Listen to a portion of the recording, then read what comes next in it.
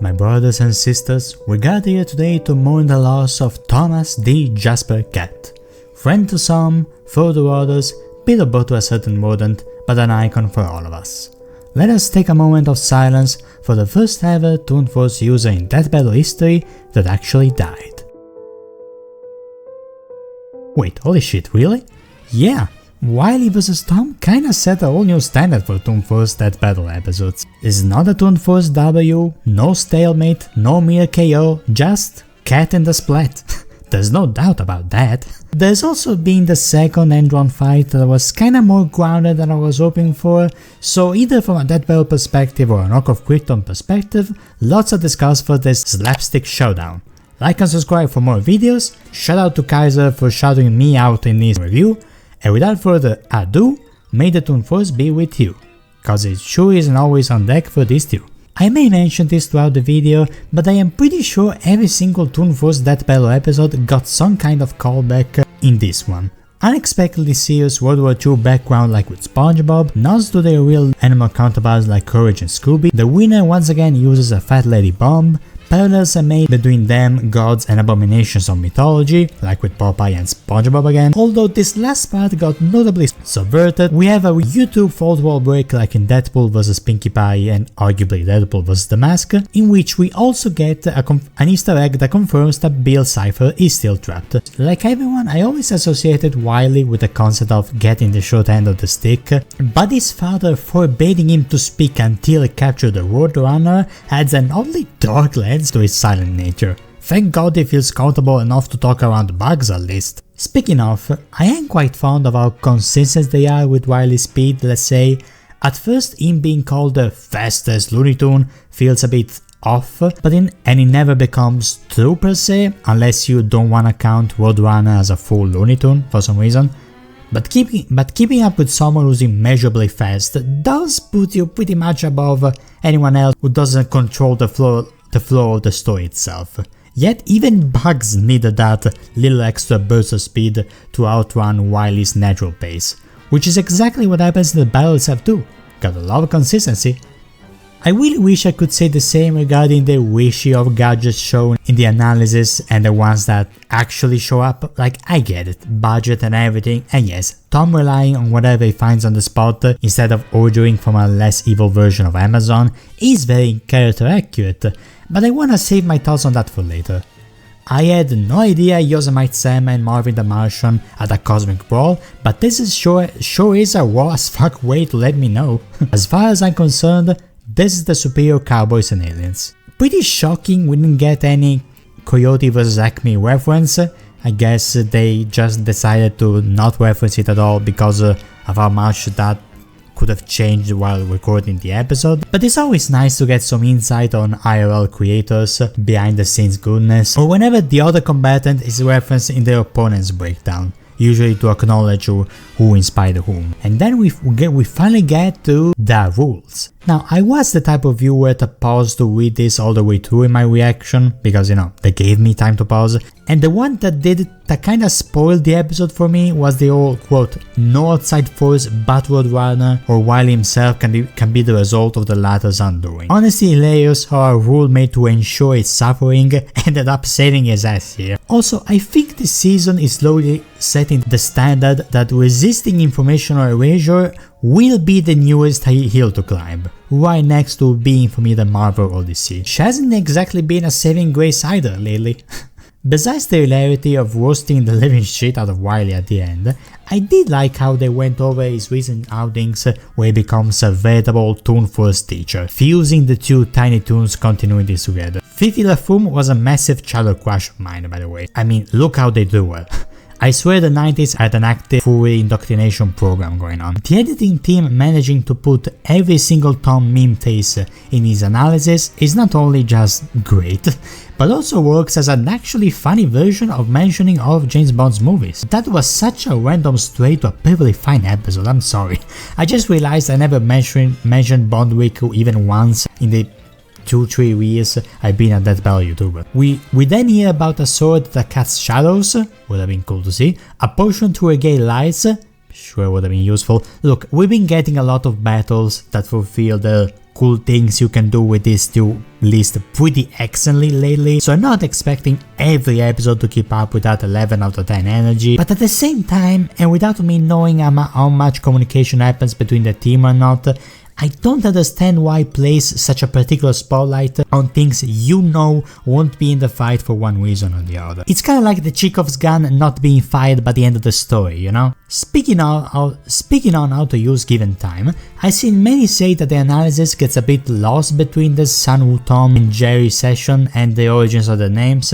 And while I'm not gonna say it's not nice to get info about the zanier and or more obscure parts of the franchise, I do kinda see your point if you think the versus side of things could've got a bit more focus on Tom's side. In general, the entire section about this gacha game held precisely 0 standing in the fight itself, never been mentioned again before or after. It's really funny, if maybe in an accidental way. It's kinda like when a big lipped alligator moment. There's also that clip that Nostalgia Critic really likes though. The starting location being Tom's owner's house in process of moving feels both fitting to the many settings he's chased Jerry in over the years and checks out the wily rules of his chase having to take place in the desert, which works as a perfect segue into what I think is this animation's biggest strength. The crossover feel, every easter egg, zany gag, classic reference, and the overall cartoony vibe come together to shape something that feels perfectly in line with both Tom and Jerry or the Wild Runner shorts, and I grew up with both so I can humbly say I would know. I really like the old school colors both characters get, true to the earlier designs rather than the modern ones. And speaking of old school, apparently this is a Starship Troopers reference, which I didn't quite catch at first, but if you feel that it's not normal for Tom to not reference pop culture stuff, don't you believe it? It's kind of a bummer that Tom doesn't use any of his stuff besides the invisibility potion, which should be a cream, but whatever. It is however true to his more improvised combat approach, and I am quite fond of the gag of him slamming Wile E with his own signs that he uses to speak. Gave me the vibe of, shut up you intellectual snob. Notice how it also changes here to translate Tom's intentions when a sign turns. That's a really charming detail, I love it. I like the subtle foreshadowing of Wile E's superior stats, as it takes him only one swing to break the sign while Tom needs 2. No clue how intentional that was, but it works really well regardless. What also really works is how this animation portrays Wile E's bad luck with his attempts at fighting Tom. Pretty much every time he attacks, his own stuff either backfires in his face or affects him just as much as it did with Tom. This is very clever attention to detail that's very accurate to Wile E's track record. I mean, he's so used to it by now that he even just braces for impact when a boxing glove travels to the other side of the screen just to hit him. Poor guy. But it's not just the universe itself that Wile E has to watch out for, it's stuff like his own actions. Like painting a truck to get Tom out of the tunnel, only to realize later that he's on the same freaking road as Tom, so he has to run away alongside him. This whole sequence was honestly hilarious, probably the funniest part of this episode, and I can totally see Tom just being happy he's not the hunter getting squandered this time around. Also yes, Jerry and Roadrunner were indeed behind the wheel. I think it's as good time as any to bring up how grounded this fight animation was, cause I sure have my opinions on that. On one hand, it is a departure from most Toon Force having versus matchups before it, in which they either shake the planet they were in or the animation medium itself, but it does help in making this episode stand out as the one Toon Force episode where neither cartoon got memed, quote unquote, memed to literal godlike status, which is a relatively modern way to look at cartoons anyway. So an old school slapstick chase honestly fits perfectly here. Courage and Scooby, the other clash between Toon Force mammals with lots of surprising abilities and arsenal, went bonkers, but that was in great part because otherworldly threats happen on a nearly everyday basis for the two cowardly pups, whereas Tom and Wile E kinda just more mundane by comparison. And here we go with the most controversial choice in this animation. Sweeping all of Tom's 9 lives all at once. Now yes, there is a precedent for this exact thing happening in Tom and Jerry shorts, but I also understand that hyping up the idea of Tom venturing to the depths of hell mid-fight to regain his lost lives sounds badass as hell, hence the expected disappointment when we don't get that. I mean, it would have only been fitting given how much hellish goodness this season has been giving us so far. Speaking of, I've seen others suggest that if they did make Tom lose his lives individually, it might have felt like a chore, kinda like how Krasua has the checklist where creators would have to go through each and every of Asura's forms, regardless of how the actual animation turns out. Why am I firing shots on all cylinders? Why am I so mean? Why does this episode make me mean? And then I've also seen others say that this actually adds tension to the fight, because now one blow is all Wile E is gonna need, but I'm not sure how well that works when done at the same time you remind the audience he had 9 lives to begin with, I personally think that Tom still losing all of his lives at once, but by 8 different objects falling off the plane in quick succession, would have been funnier per se, if maybe a bit Wile E Coyote coded. Oh, and there's a blood splat, I guess. I honestly have no particular opinion about this, it's quick and conveys what it wants to convey. It's not like we got a 2000 internet blood splatters green screen effect or something. I am more so focused on Wile E's umbrella, surprisingly enough. Because think about it, this is another bit of clever writing. The anti-Toon Force DNA serum covered both animals from head to bottom, weakening their regeneration drastically, but objects carry no DNA, and thus the comically small umbrella that historically never protected Wile E from anything actually ends up being his saving grace here. That's brilliant. The fact that he won not because of some genius scheme but because of an accident in animation and superior stats plus toonliness in the debate itself, yet he still prides himself as a super genius right afterwards, is just accidentally hilarious and perfectly in character. Wait, if he spoke now, does that mean he's gonna eat Tom's remains? Wile E, what the fuck? Talking about the outcome itself, not gonna lie, it's pretty unique, even as far as Toon Force is concerned. To make a long story short, and ignoring obvious stuff like the Looney DNA dissolver, superior speed and regen, they also make the point that Wile E's rules specifically apply when he's chasing the Roadrunner or heroic toons like Bugs Bunny, whereas he fares much better against antagonists like the Monsters, the Goon Squad, they really call it that, or Tom himself, meaning that the shared connection of both of them being quote-unquote bad guys in their own shows kinda screwed Tom over in this one. In general, this episode low-key made me realize just how busted Wile E potentially is when you take him out of his usual context, almost like a reverse Homelander situation. And the fact that LeBron James' Space Jam 2 actually plays into the verdict of this fight, that honestly kills me, but I would have liked more elaboration on what the fuck do you mean by Wile E could have made Tom kill himself. What? While tomfoolery is one of those tracks that works only alongside the fight and not independently, which is fine, and I do like how it starts with a Tom and Jerry tune but ends on a Looney Tunes Merry Melody instead. Other musical nods include a Popeye-esque Sailor tune for Tom powering up, a +1 jingle from the Super Mario as he gains an extra life, or doesn't lose the only extra life he has, I guess, and Ride of the Valkyries for the brief war segment. I'm sorry that I keep harping on this, but Tom technically wielding more weapons in his track art than in the fight itself is kinda funny. I wanna say the narrative theme of this episode is ingenuity versus practicality. Wile E is smart per se, and the fact that the self-entitled genius won every category but intelligence at the end is honestly hysterical. But the fact that he's been trying for so long to catch that damn bird is what ultimately left him with bigger stats, arguably equal speeds, and gadgets that defy the very nature of toons.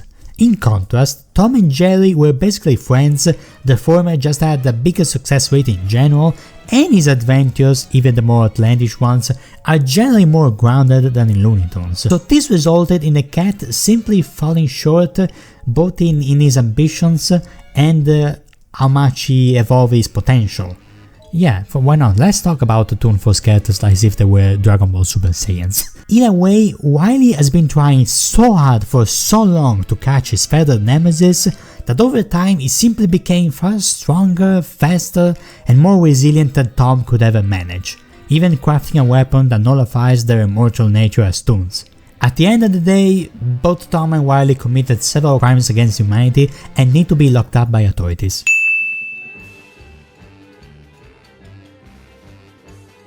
Okay, so in case this review ends up being too short for the algorithm, I'm now gonna go fully unscripted and talk about what other Toon Force matchups that Bello could do next. Let's see. Oh, there's the Genie vs Beetlejuice. I really like that one. They're both reality warpers, arguably on the same level as Discord and Bill. But the downside is that I can't really think of too much they could do with this episode to differentiate itself from Bill vs Discord. I mean, I'm sure they can, but Discord is already an evil genie per se, and Beetlejuice is already a slightly more heroic Bill cipher. So I'm kinda 50-50 on this one, but I'm sure if they do it, it would only turn out great. We also have the Raptors' favorite, Bugs Bunny vs Mickey Mouse, an absolute classic. I can totally see them do this for episode 100. Hell, maybe that's gonna be episode 100 since they already covered Toon stuff, Looney Tunes stuff here. I mean, I am very curious to find out about Mickey Mouse non-Kingdom Hearts stats and abilities. I'm sure it will be a very charming fight, but let's just say I am okay with holding off Looney Tunes for a while, since a good chunk of Wile E's breakdown was about, you know, how Looney Tunes in general work, and I'm sure Bugs Bunny could fulfill breakdowns by himself, but you know, I think this will be great too. Lastly, we also have that one JJK character who can basically, he hasn't been in the anime yet, but he basically has the curse technique of turning into reality anything he finds funny, which is arguably Toon Force, and it gets paired with a mask for connections that I don't have in mind right now, but I've read about this fight, I've seen fanarts of it. Combining Jujutsu Kaisen and the mask could honestly be hilarious. They gotta do it to celebrate the next season if they do, but I think this guy has the track record of potentially being the character with the least amount of appearances in his own series if they decide to bring him into the show, but hey, they did manage to draw a lot of material out of small stuff before, so I'm sure this would be pretty wild to see. Stay tuned tomorrow for my reaction to Spider-Man vs Deku, and until then, drink lots of water, I'll do the same. Orko Quitton, hope you made your day slightly better.